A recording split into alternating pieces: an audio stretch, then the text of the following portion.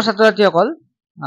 আশা কৰোঁ তোমালোকে পঢ়া শুনা কৰি আছা হয়নে নহয় প্ৰথম ইউনিট টেষ্ট পৰীক্ষাৰ কাৰণে এখন কুৱেশ্যন পেপাৰ লৈ আহিছো যিখন তোমালোকে আইডিয়া কৰিব পাৰে কেনেকুৱা কুৱেশ্যন পেপাৰ হয় আৰু লগতে ইয়াৰ পৰা কিন্তু বহুতো কমন পৰিব ঠিক আছে তোমালোকে কুৱেশ্যন পেপাৰখন কিমান কৰিব পাৰিলা কিমান আগবাঢ়িছা তোমালোকে নিজে চেষ্টা কৰা ঠিক আছে মই তোমালোকক এনসাৰখিনি দি নিদিওঁ মেইনলি হেৰিখিনি দি দিম বাৰু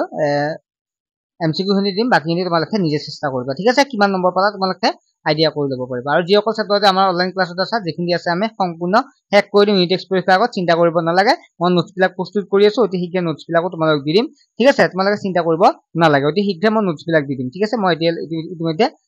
প্ৰস্তুত কৰি আছো দুই অলপ কিবা বাকি আছে এতিয়া চোৱা আৰু যিসকলে জইন হ'ব বিচাৰে তেতিয়াহ'লে হোৱাটছএপ নম্বৰতে SMS কৰি জইন হ'ব পাৰিবা মেথ সায়েন্স ছ'চিয়েল সায়েন্স আৰু ইংলিছ চাৰিটাকৈ সাবজেক্ট আমি পঢ়াই আছো মেট্ৰিকলৈকে আমি যিমান পাৰো প্ৰস্তুতি চলাম ছাত্ৰছাত্ৰী এটা ভাল ৰিজাল্ট দিবৰ কাৰণে আমি চেষ্টা কৰিম ঠিক আছে লাইভৰ জৰিয়তে ক্লাছবিলাক হ'ব লাইভ ক্লাছ হ'ব ঠিক আছে হোৱাটছএপ গ্ৰুপ আছে হোৱাটছএপ গ্ৰুপত জইন হ'বৰ কাৰণে তোমালোকে মান্থলি 99 টকা দিলে হ'ল অনলাইন ক্লাছবিলাক হয় চোৱা এক নম্বৰ শুদ্ধটো বাছি উলিওৱা মানুহৰ পাচন নলীৰ আটাইতকৈ দীঘল অংশটো হ'ল ইয়াৰে এনসাৰটো হ'ব ক্ষুদ্ৰান্ত ঠিক আছে গোলাকাৰত আপোনাৰ ভাঁজ ব্যাসাৰ্ধ r ফকাচ দৈৰ্ঘ্য f ৰ মাজৰ সম্পৰ্ক r ইকুৱেল টু 2f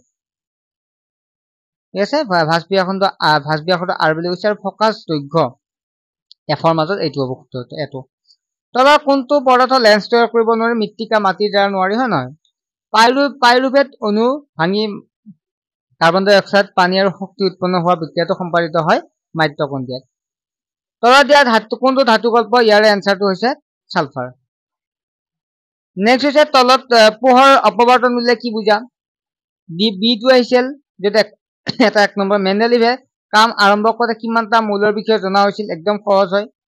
পত্ৰৰন্ধ্ৰ ছিদ্ৰ মুক্ত আৰু বন্ধ হোৱা পৰিঘটনাটো কিহে নিয়ন্ত্ৰণ কৰে সোডিয়াম মৌলটোৰ ইলেক্ট্ৰনীয় বিন্যাস লিখা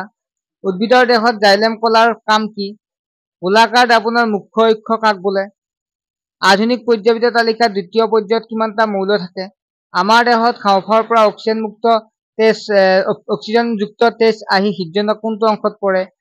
মৎস্য শ্ৰেণীৰ প্ৰাণীৰ হৃদযন্ত্ৰটো কেইটা কোঠালিযুক্ত এটা আয়তাকাৰ কাঠৰ টুকুৰাৰ মাজেৰে পোহৰ প্ৰতিফলন দেখুৱাই ৰশ্মি চিত্ৰ অংকন কৰা উদ্ভিদৰ প্ৰায়খিনি পদাৰ্থ কোষৰ কোনটো অংশত সঞ্চিত হৈ থাকে আধুনিক পৰ্যায়বিদ্যাৰ সূত্ৰটো লিখা লেন্সৰ আলোক কেন্দ্ৰ কাক বোলে গোলাকাৰত আপোনাৰ বিবৰ্ধন মানৰ আগত ঋণাত্মক চিন থাকিলে প্ৰতিবিম্বৰ প্ৰকৃতি কি হ'ব পৰ্যায় এটাত মৌলবোৰৰ ধৰ্ম কেনেদৰে সলনি হয় এজন সুস্থ মানুহৰ বিক্ৰয় এদিনত কিমান তেজ চেকিব পাৰে সম্ভ্ৰান্ত গেছবোৰক কিয় এটা সুকীয় বৰ্গ স্থান দিয়া হৈছে আধুনিক পৰ্যায়বিদ্যা তালিকাত কিমানটা পৰ্যায় আছে কিমানটা পৰ্যায়ৰ কিমানটা বৰ্গ আছে তাৰপিছত আহিছিল 4 নম্বৰ পাৰ্থক্য লিখা খুব বৰষুণ দি আছে দেই বেকগ্ৰাউণ্ড চাউণ্ড পাব পাৰা এইখিনি খুব বৰষুণ দিয়ে আছে 2-3 দিন পৰা হয় নহয় তোমালোকৰ ফালত দিছে চাগে পাৰ্থক্য লিখা য'ত 2 × 2 দুটাত এটাত 2 নম্বৰকে থাকিব সবাত শ্বসন আৰু অবত শ্বসন স্বমুখী জীৱ আৰু পৰমুখী জীৱ তাৰপিছত 5 নম্বৰ প্ৰশ্ন আহিছিল প্ৰাণীৰ প্ৰতিসৰণাংক nm = 1.33 এই উক্তিটো অৰ্থ লিখা ইতিমধ্যে আমি পঢ়াইছো এইবিলাক হয়নে নহয় আৰু যিখিনি পঢ়োৱা নাই পঢ়াই দিম অথবা নিউল্যান্সৰ অষ্টক সূত্ৰটো সীমাবদ্ধ দুটা লিখা নেক্সট 6 নম্বৰ অবতল লেন্স এখনৰ ফকাস দৈৰ্ঘ্য 15 সেন্টিমিটাৰ লেন্সৰ পৰা কিমান দূৰত্ব লক্ষ্য বস্তুত এটা ৰাখিব লাগিব যাতে তাৰ পৰা 10 সেন্টিমিটাৰ দূৰত্ব লেন্সখনৰ প্ৰতিবিম্ব এটা গঠন কৰিব পাৰে তদুপৰি লেন্সত হোৱা বিবৰ্ধন নিৰ্ণয় কৰা তাৰপিছত হৈছে 15 সেন্টিমিটাৰ ফকাস দৈৰ্ঘ্যৰ উত্তল দাপোন এখনৰ পৰা 10 সেন্টিমিটাৰ দূৰত্বৰ বস্তু এটা ৰখা হ'ল প্ৰতিবিম্বৰ অৱস্থান আৰু প্ৰকৃতি নিৰ্ণয় কৰা মেণ্ডেলিভে তেওঁৰ পৰ্যায়বিদ্যা তালিকাত যোগাওঁতে মানি চলা নীতিবোৰ কি আছিল নেক্সট হৈছে মানুহৰ দেহত অক্সিজেন আৰু কাৰ্বন ডাই অক্সাইড কেনেদৰে পৰিবহন হয় বৰ্ণনা কৰা অথবা উদ্ভিদৰ দেহত খাদ্যৰ কেনেদৰে সংবহন হয় 10 নম্বৰটো হৈছে মানুহৰ ৰেচন তন্ত্ৰত পৰিষ্কাৰ চিত্ৰ অংকন কৰি ইয়াৰ কাৰ্য পদ্ধতি বৰ্ণনা কৰা যদি চিত্ৰ আহে তোমালোকে চিত্ৰখিনি চাবা ছাত্ৰছাত্ৰীসকল আশা কৰোঁ তোমালোকে বুজি পালা বাকি কোৱেশ্চন বিলাকো মই আলোচনা কৰিম লগতে তোমালোকক মই গ্ৰুপত এনসাৰখিনি দি দিম আৰু লগতে ইউটিউব চেনেলটো সাবস্ক্ৰাইব কৰি ৰাখিবা তেতিয়াহ'লে তোমালোকে ঘৰত থাকি সৰু ল'ৰা ছোৱালী যদি ঘৰতে অনলাইনত ক্লাছ কৰিব বিচাৰিছে 99 টকা তেতিয়াহ'লে ভাইটিয়ে খুব ধুনীয়া এটা পদক্ষেপ হাতত লৈছে গতিকে ল'ৰা ছোৱালী ইংৰাজী গণিত আৰু সমাজ বিজ্ঞান গতিকে 5 6 6 7 8 9 10 6 7 8 9 10 এইকেইটা ল'ৰা ছোৱালী ক্লাছ দি থকা হৈছে ধুনীয়াকৈ আপোনালোকে ঘৰতে বহি পেলাই ধুনীয়াকৈ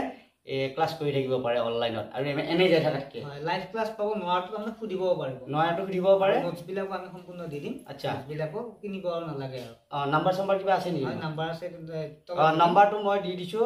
9394628219 এই নম্বৰত যোগাযোগ কৰি ধুনীয়াকৈ অনলাইনত ক্লাছ কৰি থাকিব পাৰে আৰু বহুতখিনি সুবিধা হৈছে গতিকে ধুনীয়াকৈ ক্লাছ কৰি আছে কিমানমান দিন হ'ল আমি 2-3 বছৰৰ